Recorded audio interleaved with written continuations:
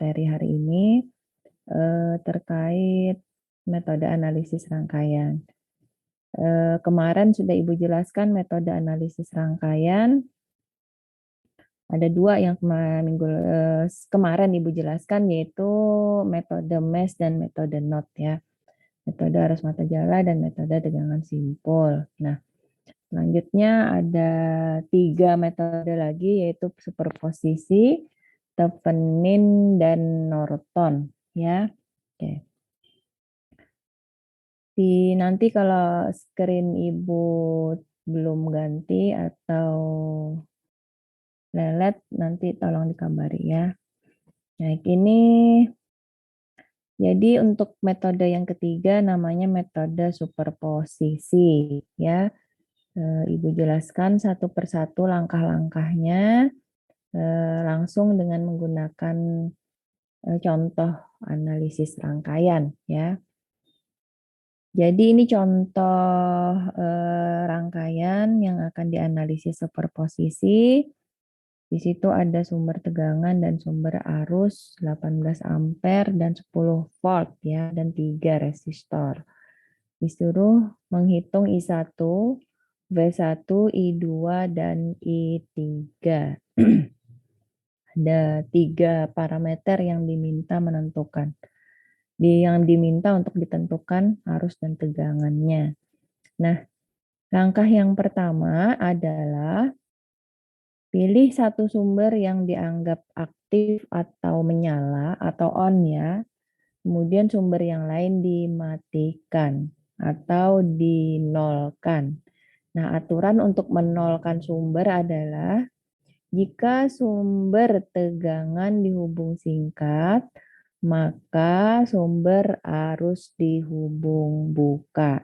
Nah, selanjutnya baru analisis rangkaian yang ada ya, sesuai dengan kondisi rangkaian. Nah, langkah pertama untuk contoh soal yang ini adalah ambil satu sumber yang aktif atau menyala atau on. Di sini adalah 140 volt. Nah, sumber yang lain dimatikan. Berarti sumber arus 18 ampere kita matikan. Nah, karena sumber arus yang dimatikan tadi aturannya adalah kalau sumber arus harus dihubung buka atau dilepas dari rangkaian. Nah, sehingga gambar yang tersisa adalah seperti yang nampak di screen ya. 140 volt nyala, yang sumber 18 ampernya dimatikan karena sumber arus dihubung buka. Jadi gambar rangkaian yang tersisa adalah yang sebelah kiri ini saja ya. Nah, kemudian kalau kita perhatikan selanjutnya untuk mencari nilai parameter arus dan tegangan yang disuruh mencari yaitu I1, V1, I2, dan I3. Kita buat indeks A, kita tambahkan ya, supaya kita tahu bahwa ini adalah parameter unsur pada saat 140 volt aktif ya. Nah, selanjutnya untuk mencari kita boleh menggunakan metode MES, boleh menggunakan metode NOT ya, boleh dengan hukum seri paralel yang sudah Ibu jelaskan di bab 4 ya. Nah, di sini kalian lihat ini dicontoh di sini Ibu menggunakan hukum seri paralel ya. Mumpung sekalian untuk mengingat kembali materi sebelumnya ya. Yang mana seri, yang mana paralel, yang mana ekuivalen seri dan paralel. Nah, kemudian di sini kalau menggunakan hukum seri paralel berarti 6 ohm dan 5 ohm ini kan paralel ya. Jadi kita buat resistansi ekuivalennya yaitu 6 kali 5 per 6 ditambah 5 untuk 2 resistor paralel. Hasilnya adalah 30 per 11 ohm. Nah, setelah ini kita bisa langsung menghitung I1A ya. I1A, arus I1A yaitu 140 dibagi 20 plus RP. Kenapa plus? Kenapa? Karena 20 ohm dan R paralel ini adalah seri kan, resistansi ekuivalen paralel RP di sini seri dengan 20 ohm. Sehingga bisa kita jumlahkan untuk mendapatkan nilai arus I1A. Hasilnya adalah 6,16 ampere. Kemudian dari sini kita juga bisa menghitung V1 kalau I1 sudah ketemu. V1A sama dengan I1A dikali 20 ohm. Sehingga V1A adalah 20 dikali 6,16 sama dengan 123,2 volt. Nah, VP-nya tegangan paralel kita bisa hitung yaitu I1A dikali RP. Hasilnya adalah 16,8 volt. Nah, kemudian kita kembali ke soal awal yaitu I2 dan I3. Kita lihat I2 dan I3 itu arus yang melalui 6 ohm dan 5 ohm. Karena tegangan paralel yang kita hitung VP ini adalah tegangan paralel antara 6 ohm dan 5 ohm. Berarti kita bisa menghitung tegangan VP tersebut untuk menghitung I2 dan I3. Karena paralel kan tegangannya sama. Nah, I2A di sini adalah VP dibagi 6 atau 2,8 ampere. Kemudian I3A adalah VP dibagi 5 atau hasilnya adalah 3,36 ampere. Nah, ini adalah hasil analisis arus dan tegangan jika 140 volt yang aktif ya. Yang 18 ampernya dimatikan. Nah, kemudian langkah selanjutnya, nah, karena ada dua sumber berarti kita 2 kali analisis ya. Nah, di analisis selanjutnya adalah 18 ampere yang aktif, maka sumber tegangan yang kita matikan. Sumber tegangan 140 volt kita matikan, kita off-kan karena sumber tegangan tadi aturannya adalah dihubung singkat ya. Nah, dihubung singkat seperti ini 18 ampere yang nyala atau tetap aktif ya. Di sini kebetulan 20 ohm, 6 ohm dan 5 ohmnya adalah paralel ya. Nah, nih. Sehingga kita bisa langsung menghitung resistansi ekuivalen paralelnya. Hasilnya adalah 2,4 ohm.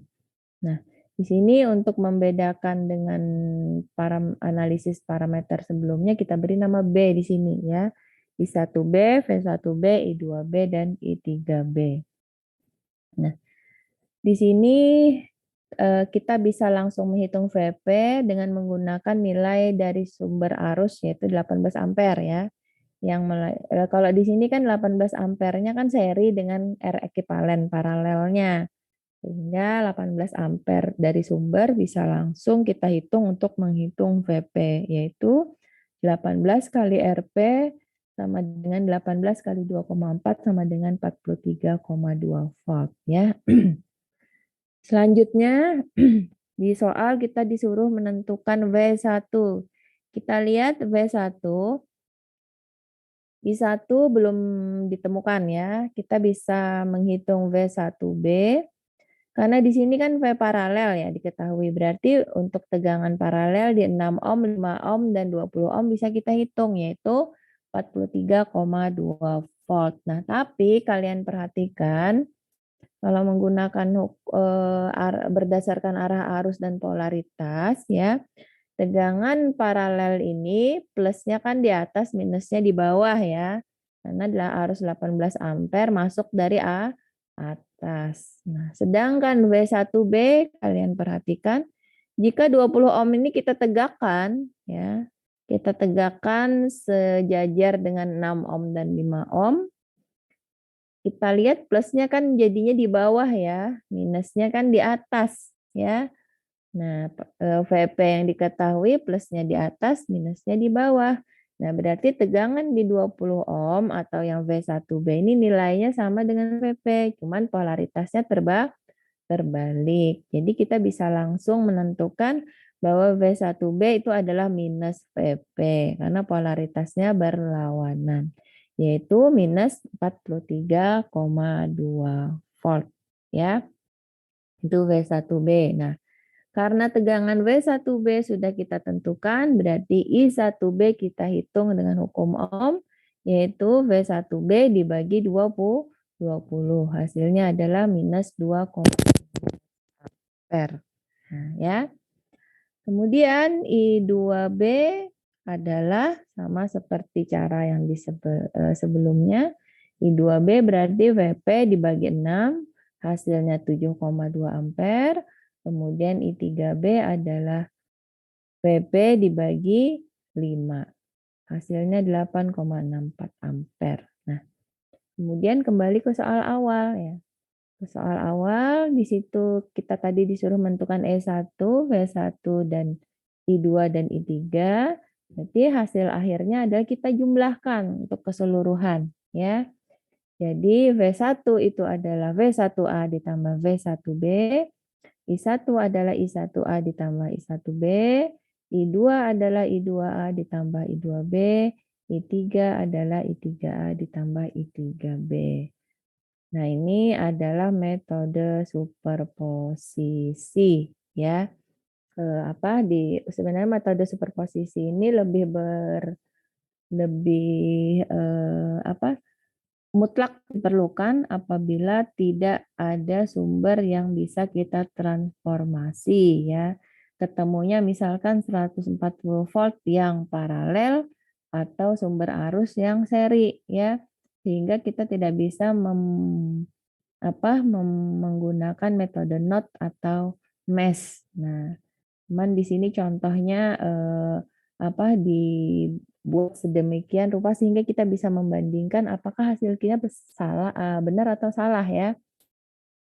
Apabila kita misalkan menggunakan metode yang lain. Jadi kita bisa membandingkan. Nah, kalau sama berarti metode yang digunakan itu teori untuk metode yang digunakan itu adalah benar. Oke.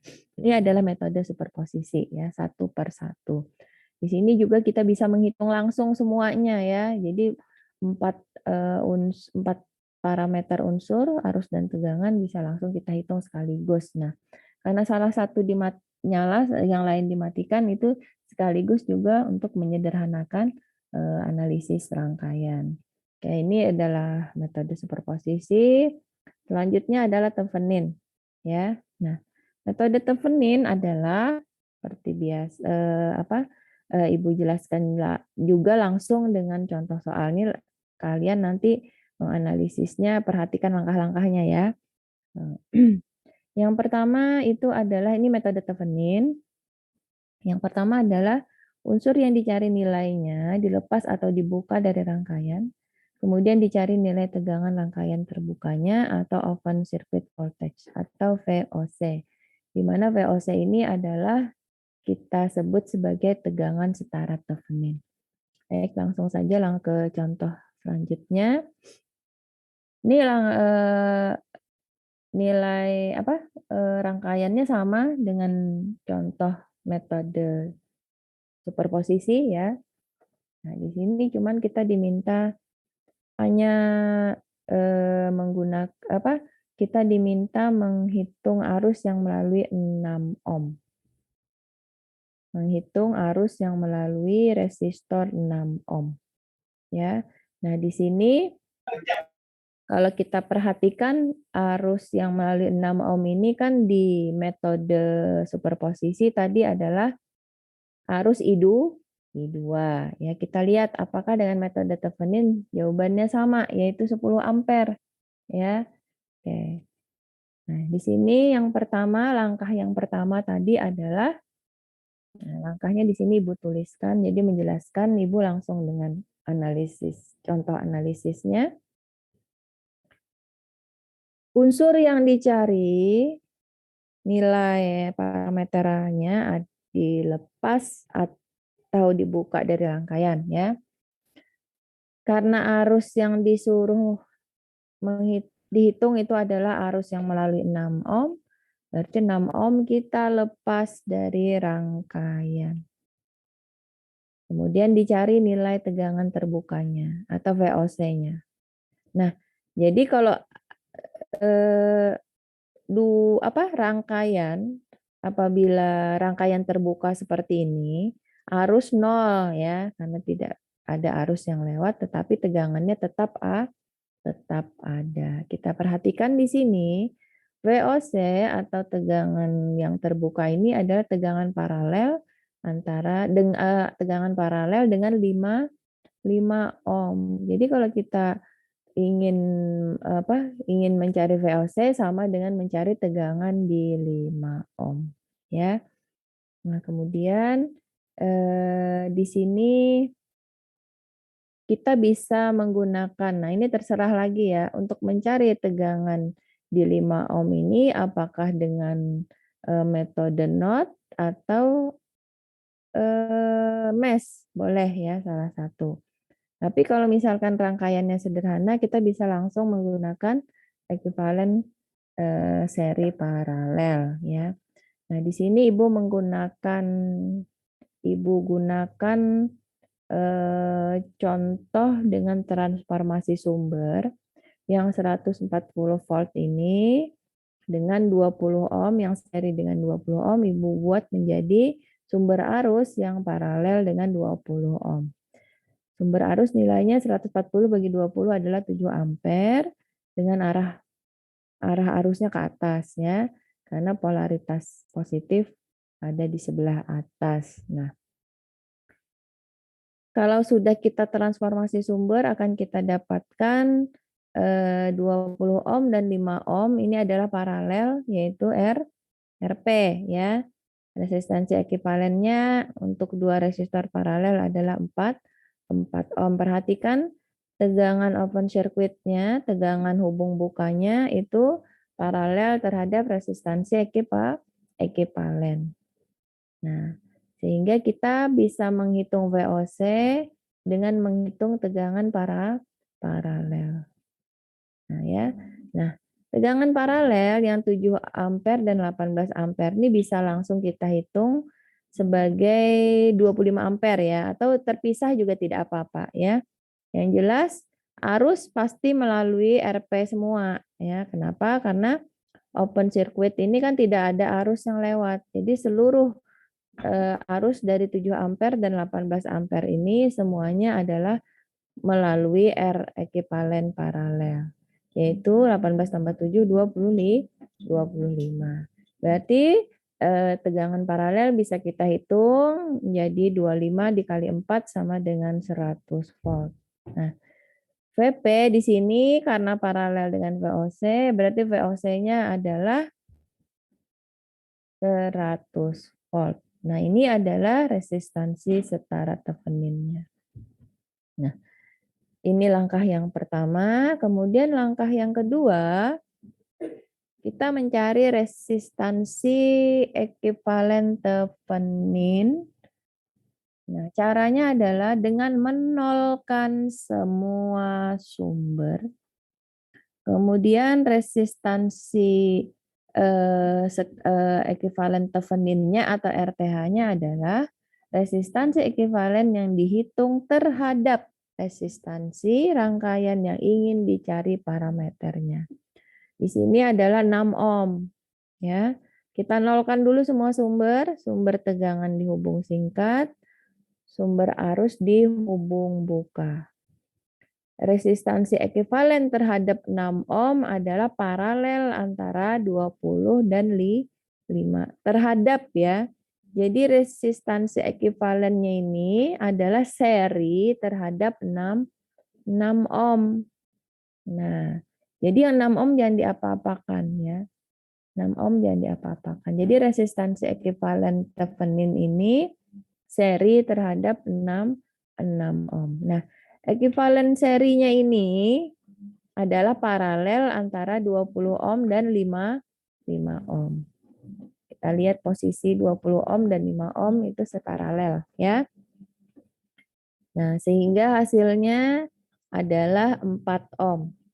Ya, 20 kali 5 per 20 ditambah 5 hasilnya 4 ohm. Nah, kalau sudah ketemu tegangan VTH dan RTH, VTH tadi ya VOC tadi ya, tegangan setara Thevenin dan resistansi setara Theveninnya, VTH dan RTH, maka langkah ketiga adalah kita membuat rangkaian setara Theveninnya, yaitu VTH seri terhadap RTH, kemudian seri terhadap 6 ohm atau unsur yang kita cari parameternya tadi. Ya, pasang seri semuanya. Nah, berarti arus yang melalui 6 ohm itu bisa kita hitung menjadi 100 dibagi 4 ditambah 6, ya kan? Karena 4 dan 6 seri, atau 100/10 sama dengan 10 ampere. Nah, berarti jawabannya sama dengan superposisi tadi ya, bahwa arus yang melalui 6 ohm itu adalah 10 ampere. Nah, di sini diberi catatan kalau untuk menentukan nilai tegangan setara Thevenin dan resistansi Thevenin itu adalah bebas ya. Yang jelas di sini contohnya tadi dengan transformasi sumber dan ekivalen paralelnya. Boleh seperti itu. Nah, boleh juga dengan kalau di sini kita lihat bisa menggunakan metode NOT juga boleh ya, boleh. Kalau metode NOT berarti transformasi sumber dulu ya. Nah, ini sama kalau dengan metode MES juga transformasi sumber dulu. Cuman lebih gampang sepertinya dengan resistansi ekivalen paralel karena resistornya tidak banyak ya. Kita bisa langsung menggunakan hukum-hukum dasar ke dalam rangkaian. Nah, oke, ini adalah metode Thevenin ya. Nah, bagaimana dengan metode selanjutnya, yaitu metode yang kelima ya. Metode kelima yaitu metode Norton. Nah, metode Norton, nah coba Ibu jelaskan juga langsung dengan contoh soal yang sama dengan metode Thevenin. Cuman langkah-langkahnya, nah kalau di Thevenin tadi unsur 6 ohmnya kan dihubung buka ya. Nah, di metode Norton eh, unsur 6 ohmnya dihubung singkat. Nah, dihubung singkat. Kemudian kita cari arus setara Nortonnya atau IN-nya, yaitu arus yang melalui hubung singkat tersebut. Nah, kalian perhatikan di situ IN-nya 6 ohm dihubung singkat. Kita cari arus yang melalui hubung singkatnya. Di sini juga Ibu gunakan transformasi sumber yang 140 volt seri menjadi 7 ampere paralel. Nah, di sini juga berlaku teori bahwa semua arus apabila ada hubung singkat pasti akan melalui hubung singkat tersebut. Ya, jalan tol. Ini sebagai intermezzo, ini sebenarnya adalah teori terjadinya konslet ya, korsleting ya. Jadi kalau misalkan kalau di analisis ini namanya single line diagram ya, di mana kita menganalisis kawat-kawat rangkaian itu kan gambarnya dibuat single line atau dalam satu garis ya. Tapi kalau dalam prakteknya ya, kawat atas dan kawat bawah ini kan sebenarnya adalah dua kawat dalam dalam satu kabel ya. Dalam satu kabel itu kan ada kutub positif dan kutub negatif ya. Jadi kalau kita buka kabel kan ada dua kawat. Nah, untuk dua polaritas positif dan negatif. Nah, itu kalau misalkan kawat tersebut kabel misalkan terkelupas ya atau apa gitu, nah akan menyebabkan dua kutub itu hubung singkat seperti gambar single line-nya seperti yang kalian lihat di sini ya. Jadi akan menyebabkan konslet. Nah, kalau instalasi listrik di rumah tangga itu tidak bagus ya, ini akan menyebabkan percikan api. Nah, atau kebakaran ya. Nah, ini yang dihindari sebenarnya ya. Cuman di analisis ternyata dipakai ya untuk menghitung metode Norton. Oke, lanjutkan. Nah, di sini kita lihat arus pasti akan memilih hubung singkat semua. Ya, tidak ada yang akan memilih jalan tol semua. Akan memilih jalan yang bebas hambatan. Nah, berarti IN bisa kita langsung hitung yaitu 18 tambah 7 ya dengan hukum Kirchhoff. Hukum Kirchhoff arus ya. Semuanya kan menuju IN. Nah, sehingga IN ini nilainya adalah 25 ampere. Nah, kemudian selanjutnya kita mencari resistansi setara Norton atau RN. Nah, di sini secara teori RN itu adalah RTH. Cara mencarinya sama. Nolkan semua sumber, hitung resistansi ekuivalen terhadap unsur yang dicari parameternya. Jadi nilai RN dan RTH itu sama yaitu 4 ohm ya. Nah, kemudian selanjutnya langkah ketiga kita tentukan rangkaian ekuivalen Nortonnya, yaitu dengan memasang IN paralel terhadap RN ya. Kemudian paralel terhadap 6 ohm. Nah, ya. Jadi perbedaannya dengan Thevenin tadi bisa kalian bedakan ya. Nah, kalau sudah dibuat paralel, dipasang paralel harus dipasang paralel ya. Kalau jangan seri karena Norton itu kan aturannya seperti ini. Nah, untuk menghitung I kita bisa menggunakan hukum pembagi arus. Buka kembali hukum pembagi arus di bab 3 dan 4 ya. Nah, kalau mencari arus yang melalui 6 ohm berarti posisi 4 ohmnya yang di atas. Atau bisa juga dengan hukum seri paralel boleh ya. Di mana 6 dan 4 ini kan paralel nih ya. Paralel kemudian dicari tegangan paralelnya. Nah, berarti arus yang melalui 6 ohm itu adalah tegangan paralel dibagi 6. Hasilnya itu 10 ampere sama ya. Nah, kalau kita perhatikan rangkaian